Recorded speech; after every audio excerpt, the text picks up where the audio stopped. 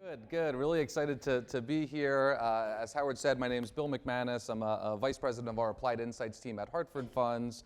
And my role and responsibility, travel throughout the country, which is nice again, doing things virtually as well. But we work with financial professionals, spend a lot of time with folks just like everybody here in the room, sharing research and insight from really several key partnerships that we've developed over the years at Hartford Funds. We've really partnered with some of the top thought leaders and academics in the financial services industry. For the purposes of today's conversation, I'm going to rely on what really is our deepest, our longest standing partnership, and Howard mentioned it. That's with the Massachusetts Institute of Technology, and specifically this program that they have called the Age Lab. So what I always like to do at the beginning of any conversation is just give a little bit of a background to the Age Lab. Who are they? What kind of work are they doing? Why is that work, I'd say, increasingly relevant for all of us here today? And then we're going to get into our project called Retiring the Old Age Story. And Howard did a really great job setting it up. We're going to sort of take a little walk down memory lane to see kind of how we got to where we are in terms of, sort of the mental model, the vision that we have of retirement, and how that's really just constantly shifting and evolving and changing. So hopefully it can give you some different ideas, some thoughts, some ways to really think about the opportunity that's been afforded to us due to some of the research I'm going to share around changing demographics, extended life expectancies. Howard mentioned sort of where we are and what that means for retirement, and perspective is a really powerful thing. I'm going to give you another story in a minute, but I just heard this on a podcast around the topic that we're talking about today, and this particular researcher made a point. He said if you are 54 years old, and you have an expectation, I'd say a very reasonable expectation, to live to age 90, right, with what we know about health and wellness and medical advancements. So if you're 54, you expect to live to age 90, you're only halfway through adulthood. 36 years ago, you were 18, and in 36 years, you'll be 90, right? Think about that, 54, and you're only halfway there. This is a good thing, right? And that's what we're going to talk about today. So let me jump in. I think we got a couple disclosure slides here. Oh, I like the way that does that. Okay, here we go. So, background, I'm going to put my phone here. Background on the Age Lab at MIT. Started in 1999. Hartford, we were a founding member. It's housed in the School of Engineering Systems, but it's multidisciplinary. So the way that they describe it, about a third engineering, a third every flavor of psychology that you could think of. The remaining third is really a mixed bag. There's researchers that have backgrounds in gerontology, anthropology, healthcare, architecture, economics, the list really goes on and on. The whole idea and concept behind the Age Lab: study and understand changing demographics, specifically the impacts of, as we mentioned, extended life expectancies. If you go back to 1900, which in the grand scheme of history that's really not that long ago, life expectancy in the industrialized world, less than 50. We fast forward to today, and the prospects of living into our 80s, 90s, and beyond is pretty much expected. At the lab, they call that a longevity bonus. So what they do is they work with businesses and industry groups, rethink, reshape products, services, technology, how it's all delivered to really a changing segment of our population, not only here in the United States, but around the globe as well. Always love to give a couple examples, little outside of the scope of our discussion, but I think this will really give you, some context, some color into the type of work that they're doing at the lab. So, got some assistants here, researchers on the screen from the Age Lab. What you'll see is these two researchers wearing kind of what looks like a funky looking bodysuit, right? The name of that suit is AGNES, stands for Age Gain Now Empathy System. So we could take anybody here in the room, we can dress you in the AGNES suit. You see it looks like coveralls, but there's a helmet with straps that attach to the arms to reduce mobility, a neck brace that reduces the amount of degrees you can rotate and tilt your neck, weights and pulleys in the legs and lower back to simulate fatigue and friction. The Crocs are not a fashion statement. They actually have foam on the bottom because as we age, we lose sensation in the bottom of our feet. Gloves that simulate arthritis, goggles that simulate macular degeneration. We can calibrate the suit. We can make you feel 80, 85, 90, 100 years old. Believe me, every time I'm at the lab, I say, where is the suit to make us feel the other way, right? That's what we need. No, nobody wants this. Hopefully they're working on that. Key word in the title of this suit. Did anybody catch it? It started with an E. Empathy, right? What is the experience like? So they've used the Agnes suit at places like CVS Pharmacy. CVS wanted to know, what is it like for somebody who's 90 years old to shop in our store? What is the experience of having to walk all the way down the long aisle, bend down and get something off of the lower shelf or reach up high? And based off of that data, CVS has been working on a redesign, you may have noticed in some of the newer stores, islands instead of the long rows, widen them out, change the way they place products on the shelf, how certain products are grouped together, lighting, all of that impacts the experience. And what you have is CVS, noticing our consumer base is changing. We need to adapt and change as well. Went to the Age Lab at MIT to really understand, fundamentally, what should that change look like? One other example, or two other examples I have for you actually, the automotive industry, which is really where the Age Lab started a lot of their work. We see on the screen, we've got our Volkswagen Beetle, Miss Daisy. The Age Lab does have a sense of humor, driving Miss Daisy. Miss Daisy, I'm pretty sure is the world's only $3 million VW bug, actually hooked up to a simulator at the lab. Eye tracking software, conductance in the steering wheel to measure the sweatiness in your palms, all designed to understand the impacts of stress and physical limitations, new technology as it pertains to aging drivers. A lot of the things that we find standard in our automobiles today, like lane departure warnings, reverse monitoring systems, things like that, came out of work done at places like the Age Lab at MIT. One last example I'll share, it's one of my favorites. They actually have a group that they work with at the lab. They call it their lifestyle leaders. The only requirement to be a part of this group, the lifestyle leaders, 85 years old. If you're younger than that, you can't get in, and they card you at the door. But what they do is they have folks come in and they use the word play a lot at the lab. They play with different products and services and see how improvements can be made and things like that. They're working with Stanley Black & Decker on a home consortium to sort of rethink the home and what that looks like. So there's all kinds of examples of the work they're doing, but does that give everyone a sort of a feel, a flavor for the work? Where we focus our research is really twofold. Some is on the behavioral side, the decision-making side, because that certainly impacts how we think about planning and preparing on a go-forward basis. But really, I'd say the heart of what we do is we are all planning for navigating through this really unprecedented era of longevity, and it just brings up a different host of questions, conversations, topics, challenges, I'd say, to some of the traditional ideas that we have. So that's really what the work we do is all about, and certainly going to be highlighted in our conversation today. Old age is over. Here's my friend, Dr. Joe Coughlin. He's the founder and director of the Age Lab. I don't have this quote on the slide, but I'll sort of use this to set the stage for the conversation. He wrote a book called The Longevity Economy a few years ago. And what he says is, we have this longevity paradox. We've achieved what we've kind of always wanted to. We're living longer. But his argument is, now that we really don't have a great idea of what to do with all of that time, which we think is a tremendous opportunity for us to sort of invent, reinvent, retirement, whatever these new words we're going to use. Really, it's up to us, right? And that's what this is all about. So it's funny how quickly things change. So we use this as an example, just in terms of we collectively, mindsets that we have. They can shift pretty rapidly. We use the example of the top hat, right? If you look at any picture of any city in America in the 20s, 30s, 40s, you'd be hard-pressed to find somebody not wearing, right, a hat out in public. Well, now you hardly see them at all. There's a few reasons for it. Some people think, the automobile, once we started, really, traveling in our own vehicles, it was kind of a pain in the neck, right, getting into the car with the hat on all the time. A lot of people actually credit John F. Kennedy Jr. I don't know if anyone remembers when John F. Kennedy Jr. gave his inaugural address. Every president before him wore a top hat when they went up to the lectern, and he was the first one to take it off, and he never put it back on. And some say, the fashionistas say that was sort of the impetus for changing, but it's sort of amazing when we look at these examples how quickly our perceptions and sort of our worldviews change. So we're gonna, like I said, little history lesson. Where did kind of our idea, our construct of old age, retirement, where did that come from?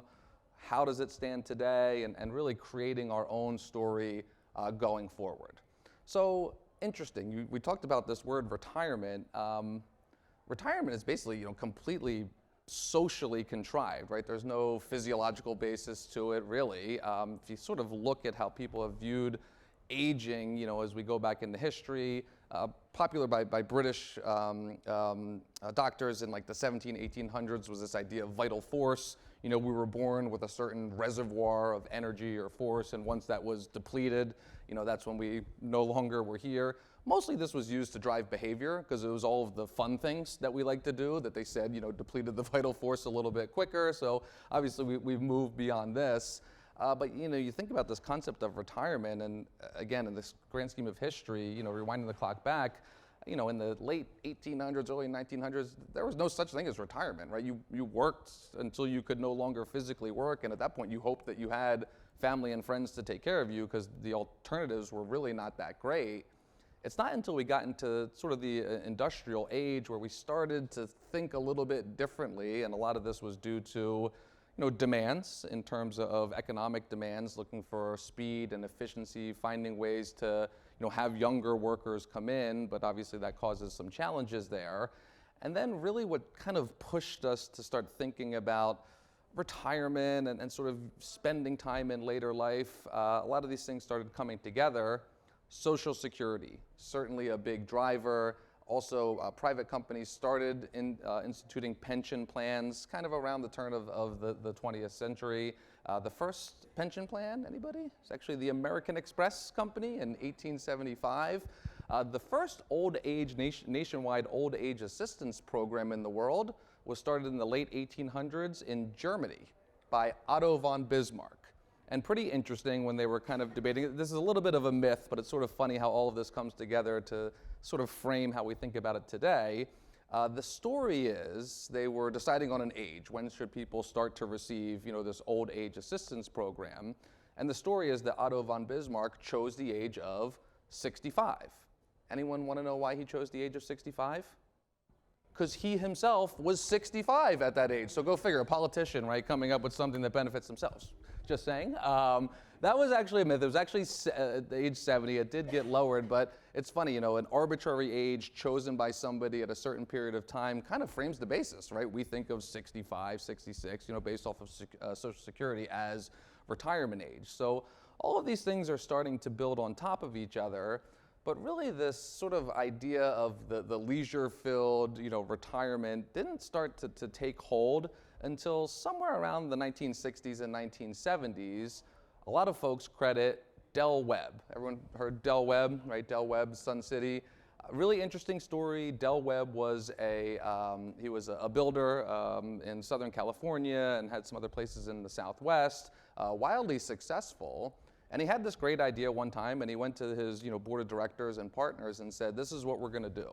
We're going to build a bunch of homes out in the middle of the desert, and I'm telling you, people are going to leave their families, leave their friends, they're going to come here and play golf. Believe me. And everyone thought he was crazy. They thought he was nuts. No one's ever going to do that. January 1st, 1960 was the first day they opened. There was a line of cars, 2.5 miles long. They were expecting 100 people. 10,000 people showed up. Right? And that's what really sort of started the genesis of us thinking a little bit differently of how we're spending our time. Gets us to kind of where we are today, but now we're starting to see some change. So instead of this, instead of being the dreaded years of decline, as people traditionally thought of old age, now it's something people look forward to. We can do all of the things that we want. Really, again, sort of socially developed through marketing of all of these great ideas. And again, nothing wrong with this. I'm going to pause here and I'm going to give you another story just to lend perspective, because this is fine where we are right now, but there's some challenges to that due to some of these demographic shifts that we're seeing. So I mentioned before the statistic of, if you're 54, you're sort of halfway there. A lot of times, and we're guilty of it, our partnership at MIT and the financial services industry, we rely a lot on data and statistics. And you may see something in a white paper that says, well, if you're a 65-year-old couple, there's a 47.6% chance of one of you living to 93.2. I don't know. To me, that doesn't mean a whole lot, right? It's hard to sort of plan when you hear things like that. So in conjunction with the Age Lab, we came up with this concept called 8,000 days. So 8,000 days, if you were to convert that over into years, it's like a little shy of 22 years. So if we think about it, we can segment out an average lifespan into these 8,000 day, 22-year periods. something like this. From the time that you're born to, let's just say roughly the time that you graduate from college, right? That's going to be about 22 years, 8,000 days. From that period to your first midlife crisis, we have multiple now that we're living longer, that's another 8,000 days. From that period to your traditional retirement, you guessed it, you're seeing the pattern, 8,000 days. What's different for all of us today when we think about that last phase? Number one, it could be another 8,000 days, or 10,000, or 12,000, right? We just don't know. And here's the real challenge, and I always like to put the positive spin on it, opportunity, speaks to Dr. Joe's quote. If you think about those first three phases, generally speaking, we have a pretty good idea of what it is that we're supposed to do. We go to school, we're educated, we graduate, start working, advance in the career, maybe start the family, house in the suburbs, ball games and recitals on the weekend, the family vacation. There's a lot of institutions, a lot of rituals that drive our activity. But geez, you get to that last phase, think about any advertisement, brochure, marketing material that's sort of selling, that part of life. What are some of the typical images that you see? Stock images mostly. Somebody on a golf course, right? A couple walking hand in hand on the beach, playing with the grandkid, people riding tandem bicycles. Apparently that's like the popular cool thing to do. Sounds awesome. But those things are great, right? These are things we want to plan for and think about and be excited about. But geez, if we really think about it, that last phase is probably fraught with more, ambiguity, question marks, I'd say opportunities, but really need for, the word planning always sounds like homework to me. I like the word preparing, right? Need for preparing, probably than the first three phases combined. So again, tremendous opportunity for us to sort of invent this for the first time ourselves. I'm going to share another piece of research with you, and it's one of my favorites from the Age Lab, and it really sort of puts a stamp on the sort of lead up here to the conversation.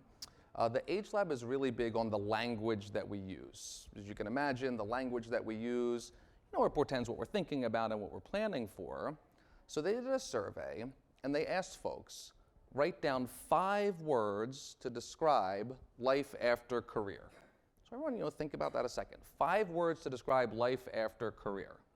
Now, the average American has about 30 to 35,000 words in their vocabulary. The results came back, 10 words made up over a third of all of the responses. And they were words that were overwhelmingly positive and overwhelmingly vague.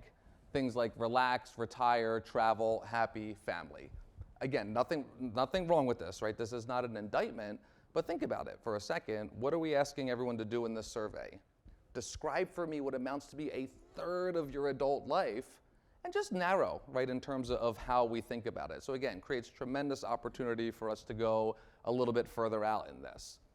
The other thing that I find really interesting about this particular piece of research, we were able to break it down by gender and generation. And it's kind of fascinating how different folks respond to that question. So the way to read this word cloud, basically the size of the word is indicative of how frequently it was used. The color gives us a lens to the context. Further right on the screen is older respondents, further left is younger, higher up more male, younger more female. So let's break them down by quadrant here, because again, I think it's pretty interesting. Generally speaking, God bless you. So, older men, we need a little bit of help. Give me a word to describe life after career, essentially retirement, and what's one of the top words that we use? Retirement. Not exactly creative, right, in terms of the response. Retirement, relax, travel, hobbies. Again, that's okay, but it just creates, this sort of idea, opportunity that we need to expand that out a little bit further. Older women, very different responses. We see things like peace, freedom, time, calm, family. I don't see spouse up there anywhere, which is interesting, but that's okay. But again, very different responses. Younger men definitely need a lot of work. Cool, good, great, nice, and death were the words that younger men use to describe life after career. So again, interesting there. Younger female counterparts, very different responses than younger men. We see words like success, accomplished, fulfilled, complete, stability. So again, I just think it's kind of fascinating how generally speaking, different folks respond to this really important question, right? And that's really what we're looking to get to. So we see here some of the top words: relax, happy, travel, retirement. And again, these are fine, they're a great starting point, but it just puts the import on us opening up the conversation, going a little deeper, and really just kind of, putting a lot of imagination behind it, which is what we're going to end up discussing. Here's a challenge. A lot of times when we think about planning, right? Planning, particularly for something like retirement, life after career, however we want to describe it, we tend to focus on what we call the mountaintop experiences, right? Things like maybe that downsize, a wedding, the big vacation that we've always wanted to take, a new pet, the RV, right? Things like that are what we tend to focus on, which is great, but remember, 8,000 days, right? There's a lot of time in between, and this is really interesting. The Bureau of Labor Statistics does time use surveys. Basically, how are we spending our time, collectively or generally speaking? So what they wanted to look at was, what's the difference between people who are working full-time and not? Where are people spending their time? Obviously, work, drops off significantly, but the biggest delta, the biggest increase in where people spend time when they go from working full-time to not? Watching TV, right? How many of us, when asked, what are your hopes, dreams, goals, aspirations in retirement, say, can't wait to binge more Netflix, right? That new Game of Thrones is out, I'm all over it, right? Nobody would ever say that. We don't say it yet. We see that that's sometimes what tends to happen, right? You used the word intentional before. I'm going to use that word a lot, and I apologize right now for the rest of the presentation, because it takes a lot of intentionality around sort of what it is we're doing and how we're doing it. But again, it creates, I think, a tremendous way to increase quality as we're experiencing quantity. So thinking about that, I'm going to skip this slide because I'm going to come back to work. I know we're in a retirement seminar, but I'm going to talk about work because we think that that's really changing. And then also perception. The Age Lab is again, big on working with, companies that are developing products, sort of changing the perception around, old age and products that go along with that, which I think is a lot of good work that's happening. So how do we create this new story? So we think about sort of how the general perception is, and we see here that this leisure-filled version of retirement, it's changing. So in this particular survey, we see a lot of folks, look at retirement as the beginning of the end. Maybe that was those younger men responding, a continuation of what life is, God bless you. But then, time for rest and relaxation, and then a lot of folks, a new chapter, right, in life, a new chapter created by a lot of this opportunity going forward. I am going to spend a minute talking about this. And again, work, I hope I don't get booed out of here talking about work in a seminar like this. But here's the thing. We did a similar survey to the one that I shared. The language was a little bit different. In this one, we asked folks, write down 2 things you envision doing after age 65. So a little bit different. 2 things you envision doing after age 65. Number 1 answer was travel. That's kind of the quick, knee-jerk reaction. We actually, through research at the lab, find that post-retirees travel less than pre-retirees do, even though that's the number 1 thing people say they're going to do. But the number 2 response was work. 65, I'm still going to work. Here's the key. Not in the same way, shape, or form necessarily that you did for a majority of your career, but some type of work, small business, consulting. I put nonprofit, volunteerism in there as well. Work has changed, right? Number 1, in a lot of cases in terms of how we are doing it. Sort of the physical aspect is not always there, and I know generally speaking, we can work remotely, we can have flexibility, right? Technology has just created an entire new way for us to work. The gig economy, everyone's familiar with the gig economy, basically like working on demand. The rideshare services are kind of the easiest example, your Ubers and your Lyfts. There are more Uber drivers over the age of 50 than under the age of 30. And when asked, why do you do it? Economic income reasons are 4th or 5th on the list. We see things like, gives me something to do, gets me out of the house, I like the social interaction around it. Don't get me wrong, I'm not recommending, however, that's the plan for everybody is to drive for Uber. But just think about this for a second. What does Uber do? It's like the backbone of the technology. It just creates a service, right? Someone has a ride, someone needs a ride, they come together and this experience takes place, which is always what drives economic activity, but it's just doing it in a different fashion. MIT was telling us pre-COVID, not an industry in America not thinking about that kind of application. We'll talk about an acceleration, right, of that trend going forward. Healthcare is a great example. I don't like to make assumptions, but I'll make a guess. My guess is everybody here in the room, you probably heard the words telemedicine more in the first 6 months of the pandemic than you probably did the 6 years before that. The Age Lab's been talking about telemedicine for a long time, which makes sense, delivering healthcare to a certain segment of our population without the need for a physical trip into the doctor's office. I'd say we were dipping our toe in the water, not really a whole lot of impetus. Talk about the gas pedal going down, right, on at least certain aspects of how we consume healthcare. So we tend to think about it from that standpoint, but I think about who's delivering this healthcare. I don't know if we have any physicians or retired physicians in the room, but I'm just imagining a physician contemplating retirement, loves practicing medicine. I don't think I've ever met a doctor who doesn't love that aspect of what they do, but maybe doesn't love doing it 70 hours a week and being a part of the big practice and the bureaucracy and all that. What if I could be a doctor on demand, right? That way I'm still able to do what has been a really meaningful part of my life for most of my life, but I also have all the flexibility to do all of the other things that I've really worked hard for and have been looking forward to. So I think, again, not for everyone, but that kind of model is changing, I think, the way that we think about the role of work. And then we layer in, really importantly, meaning, purpose, challenges, camaraderie, all of those things that come from work, sometimes hard to replicate outside of that environment unless we're very intentional about it. So again, I bring this up, not for necessarily everybody, and I don't want to use the word sea change, but we're definitely seeing a different trend. You highlighted some folks in this room and clients that you have, just thinking a little bit differently about the role that work plays, just again, because we're thinking about it in a different fashion. So, myths around aging, and I think a lot of these, some of them are funny and we can kind of debunk about it, but retiring at age 65, I think that's definitely changing. All about fun and leisure, sure. But again, I look at everything in my 8,000-day framework, right? Because fun and leisure, golf could be your thing. I know my colleague Pat loves golf. Pat, could you play golf for 8,000 days in a row?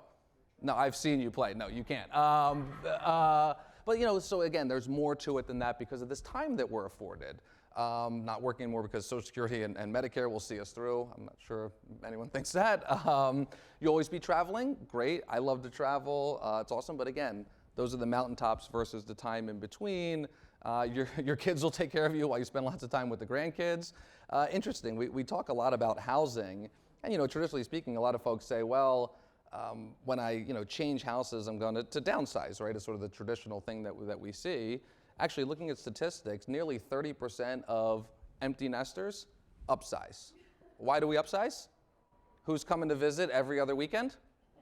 Kids and the grandkids. How often do they come? Not every other weekend, right? So again, just sort of interesting how we sort of think about, challenge some of the traditional roles.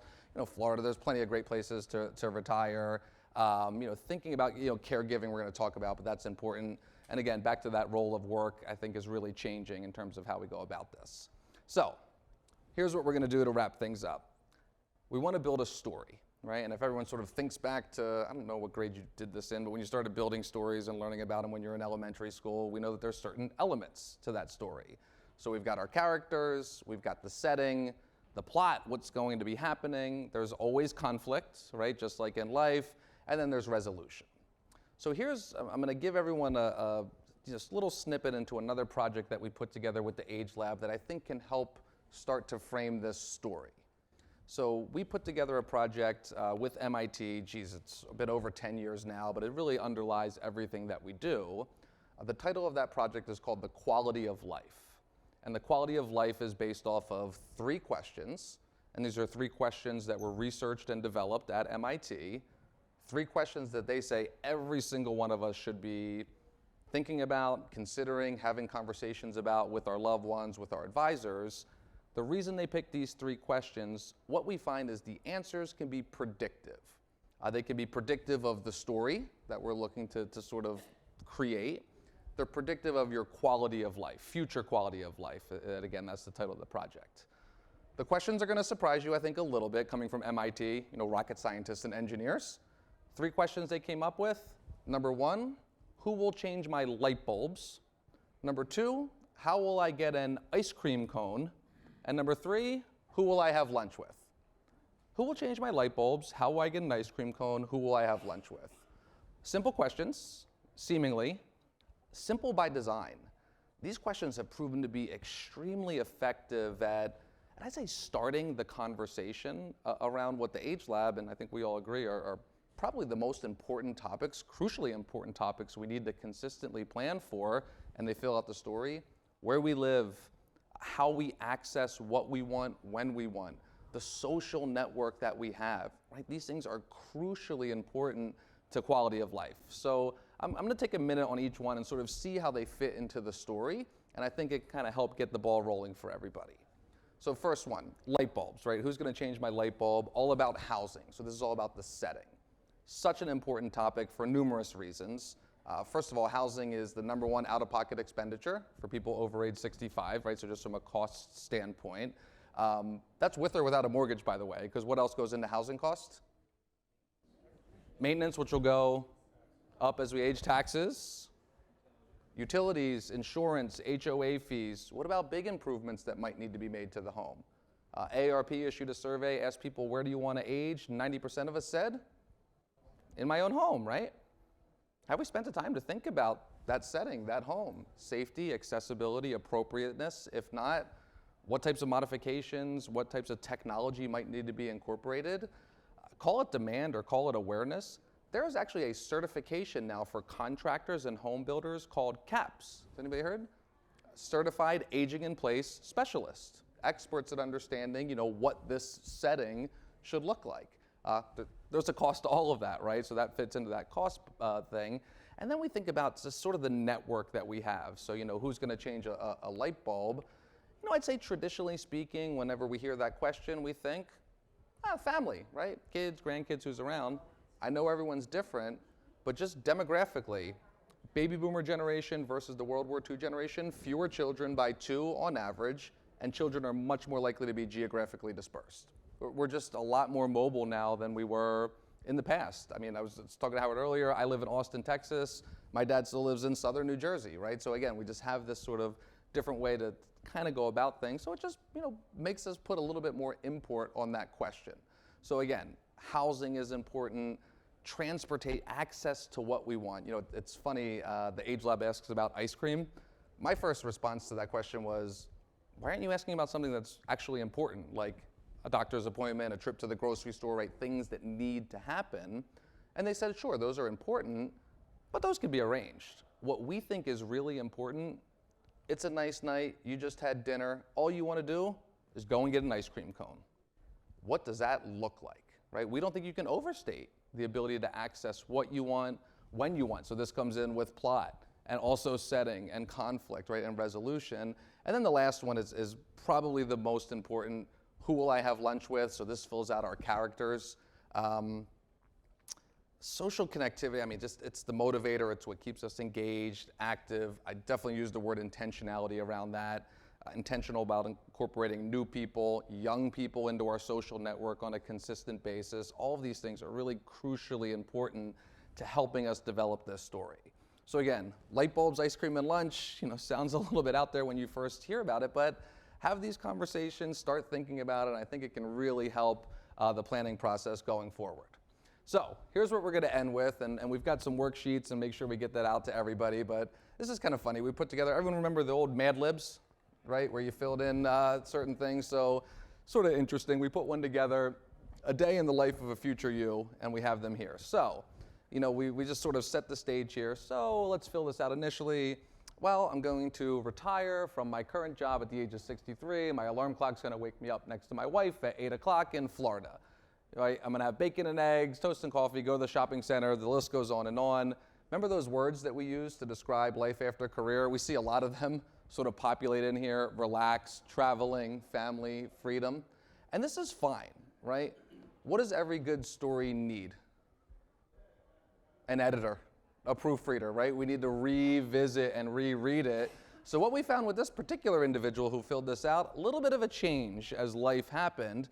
So what we have now is I am going to keep working at my teaching job. I was retiring 63, 67, 76.